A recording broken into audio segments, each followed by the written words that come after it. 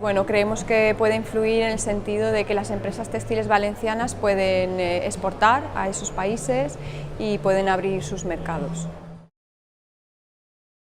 Influyen directamente porque realmente lo que se ha trabajado en el proyecto son la sostenibilidad de los procesos en la producción textil, tanto a nivel de residuos, como de energía, como de consumo de agua. Entonces, pues influye directamente porque hemos ayudado a las empresas a mejorar esos procesos desde el punto de vista de la sostenibilidad.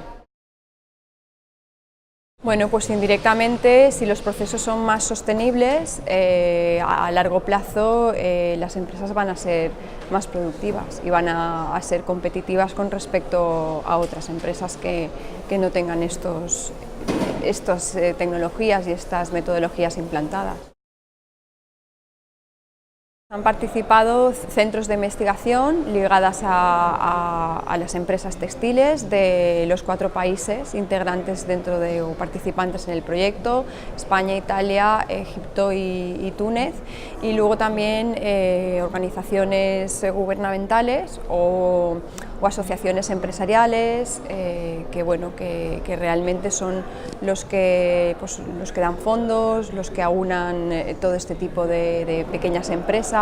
y son capaces luego de transferir todo lo que se ha realizado a sus asociados o a sus empresas. En principio sí, esperamos que ahora a finales de año, principios del año que viene, se haga una convocatoria que nos permita pues ejecutar una segunda fase del proyecto